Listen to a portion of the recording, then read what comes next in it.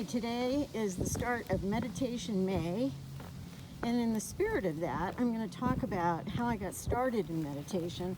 But first, I'm going to talk about walking meditation, which I'm trying to film my feet right now. So a really good walking meditation that I like is where you count the first 5 steps. So you go 1, 2, 3, 4, 5, and then you start with 1, 2, 3, 4, 5, 6. 1, 2, 3, 4, 5, 6, 7. 1, 2, 3, 4, 5, 6, 7, 8. 1, 2, 3, 4, 5, 6, 7, 8, 9. 1, 2, 3, 4, 5, 6, 7, 8, 9, 10. And then after you count that out, you just go 1, 2, 3, 4, 5, 1, 2, 3, 4, 5, 6, 7. You just keep repeating that and going up to 10 again, and then you come back. The reason I like that versus some forms where people count to like 1, 2, 3, 4, 5, 6, 7, 8, 9, 10, and then 2, and then you count up to 20 and 100, is because this isn't about counting how many steps you have. This is about getting into a meditative mindset. And so one of the best ways to do that, the car's coming by. One of the best ways to do that is just to count 1, 2, 3, 4, 5, move up to 10, and then start over. So that's what I would suggest for walking meditation. I will share a link in the description below that tells you where that's from. It's actually from a book I read quite a while ago, and I really like their walking meditations. Well, I'm back home now. I ended up walking about 2 miles. I didn't do walking meditation for most of it, but it was actually great to do a walking meditation. I actually don't do it a lot. And walking meditation is part of what's called movement meditation, and it is a type of meditation. And a little bit later in this video, I'm going to talk about more types of meditation. But first, I'm going to give you some background as to how I really got started with meditation, because it's been an interesting journey for me. I actually never meditated until around the mid-1980s. And at that time, I was married to somebody who actually was a follower of a spiritual path from India called Satmat. Some of you may have heard of that. And I became interested in that and actually became initiated by the guru of that at the time. And as part of the initiation, you were given 5 holy names. They actually correspond to apparently sounds in the universe. And you're told never to tell anyone else those names. So, and I never have, and I won't on this channel.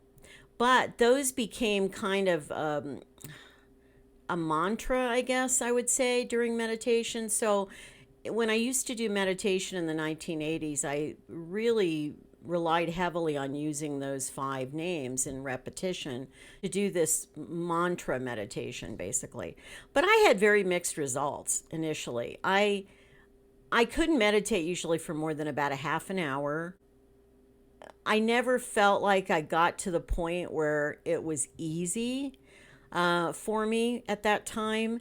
And what's interesting is in Satmat, the guru basically tells people that, you know, your goal should be to meditate 2.5 hours a day. And at the time, I thought that was insane. Like, how anybody does that. Now, it's funny because years and years later, I was able to do that. But at the time, I thought, oh, there's no way I can meditate 2.5 hours a day. So I meditated, but I didn't meditate every single day. It was not consistent. What I didn't realize at the time is that every time you meditate, it builds on itself. It's a compounding kind of benefit you get from it. So it's like compounding interest in a savings account. It's basically the more you meditate on, especially on a daily basis, the benefits just continue to exponentially increase. And so I never got to that point and didn't realize that. So that kind of went by the wayside after a few years. I mean, occasionally I would still meditate. In the early 90s, I actually went to train at this kind of healing institute where they did hypnotherapy, and I wanted to learn how to do hypnotherapy. And as part of that, hypnotherapy really is a guided meditation. I mean, that's really what it is. And so, I mean, it can be used for other things as well, but in essence, the what happens to your mind during hypnotherapy is very similar to what happens in meditation. So, in learning that, I had some incredible experiences that I will share later on this channel. I had amazing breakthroughs through that hypnotherapy process. And so, as a result of that, I started meditating again in the early 90s. And off and on, again, it was not consistent. So I wasn't really building anything. It is like building a muscle. You have to do it every day or you're not going to see a lot of the results. So off and on, I did it through the 90s. And again, I would often refer back to those 5 holy names that I had learned in Satmat, and it was helpful, but I never really got to a consistent level. I did that again through the early 2000s. I meditated from time to time, but never, consistently until around 2013 and 14. So about 10, 11 years ago. That's when I really, really started this practice of daily meditation. And I can pretty much say, with some exceptions here and there, days here and there, I have meditated consistently now for 10 years. And what happens as a result of that is that you meditate much more easily. It's much easier to get into a meditative state. And I can just sit in a chair. I can be outside or whatever. I can take a few deep breaths in, close my eyes. Basically, I might repeat those names that I've used off and on all this time, and I will get into meditation within, a couple of minutes. And so it's very easy now to meditate. It is not difficult. And I think that's been the biggest surprise to me. So for those of you out there that are learning meditation and you're having problems with sitting for too long, or you're not consistent, I have to stress to you that the single most important thing is consistency. The more consistently you sit in it, the more you can increase your time in meditation. And I did that back in 2014, kind of I wanted to see if I could get to that 2 hours or 2.5 hours. And I was able to do that. And periodically over 2 or 3 years there, I was doing very long meditation. But now I only meditate for about an hour a day. Sometimes it's close to an hour and a half, but most of the time it's like my body kind of knows when it's been an hour, and it kind of just comes out of that. So, and I feel like I get a lot of benefit from that hour. So to me, it's not about the length of time you meditate. I know a lot of types of people, including Buddhist monks, meditate for long periods of time every day. There's nothing wrong with that. I just personally find I get the most benefit and minimize any problems with meditation. I did a video on that a few videos ago about how you can have potential problems when you meditate really deeply. So I tend to avoid that by meditating only about an hour a day, and so that's really good. So that's kind of my history in capsulized form of I've had a spotty history of meditation until about 10, 11 years ago. But now I am a firm believer in it. It has health benefits. It certainly helps your mental health. I believe it helps me spiritually as well. It's just so blissful doing it that why would I not want to do it?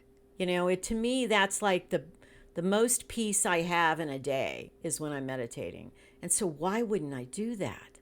Of course. So now I'm going to talk a little bit about different forms of meditation and what basically I am using at this point in time. So I mentioned movement meditation, which includes like walking, but it also includes things like hatha yoga. So those are what we call movement meditation, and those are very valuable as well. In fact, it's good to combine different types of meditation. And then I also mentioned the mindfulness meditation, because mindfulness meditation is focusing on the here and now. You're in the moment. You may or may not use phrases or mantras in it, But basically, it is about being still in the moment, being focused on the present, not letting your mind, if your mind wanders to the past or the future, just kind of gently bringing it back. Really, what I do, I would say, is a lot of mindfulness meditation. I would say that's my primary kind of basis. Now, related to that is what we call transcendental meditation, which I did learn years ago, I think in the 80s. I went to some sort of seminar or something to learn TM, and I had a mantra. I have since forgotten it. I have no idea what my mantra was. So, anyway, I use that, but that's very similar to using the five holy names that I use. So I don't feel like I have to have one particular word. It's something that I don't think is as popular today. TM, it's called, but it certainly is valuable because I think saying a mantra over and over again is very helpful in getting into kind of that meditative state. Another type of meditation focuses on breath awareness. In other words, you're focusing on breathing in slowly, breathing out slowly. Now, I do that at the very beginning of my meditation. In other words, I take several deep, slow breaths and exhale slowly, but I don't do it throughout the meditation. In fact, that doesn't appeal to me to use the breath all the time, but for some people it's particularly effective to do that. So if you're into using like breath awareness as your focus while you're meditating, that's great. Also, progressive muscle relaxation that you can use to meditate. This is another one that I'm just don't gravitate to. And so basically it's that you kind of sit there, or you can do it laying down on the bed, and you can basically start with your feet generally and work up to your head and just kind of tense and then relax each muscle group. It is really good for people that have a lot of anxiety and carry a lot of that in their bodies, that this type of meditation actually can be particularly helpful. And then there's also guided meditation. Guided meditation is similar to what we learned in hypnotherapy, basically. And you're guiding someone with your voice to be in a meditative state. And I'm going to actually give you an example of that on my channel in a couple of weeks. I'm going to do a guided meditation for you, so look for that in a couple of weeks. But guided meditation can be really good in the beginning, especially when you're first learning to meditate, because you have somebody's assistance to kind of get you into that meditative state. And sometimes that is a problem for certain people when they're first learning meditation. So guided meditations, you'll find a lot of that on YouTube, actually. I would suggest if you're just getting started in meditation, you might try using something like that, and then, find what you gravitate towards. So I would say what I'd use is really a hodgepodge. It's an eclectic mix of different things in meditation. I use a little bit of breath. I use a lot of mindfulness. I use kind of mantras in a way. I mean, it's several words, but they're kind of a mantra. But I would say that, and then I also use the movement meditation when I'll do that for a walk. But in my normal meditation, I would say most of it is mindfulness based. Most of it is based on just being in the moment. One of the greatest tips, I'm going to talk in next week's video about some of my best tips for what helps you during meditation. So I'm not going to go into that right at the moment.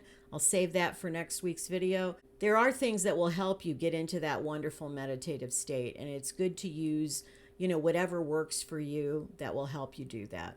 So I wish you luck and on your meditation journey, and hopefully this has been of some help to you today. If so, you know what to do. I put them on the wall in that, yeah. So anyway, until next time, be kind to yourself and to others, and take care. Bye.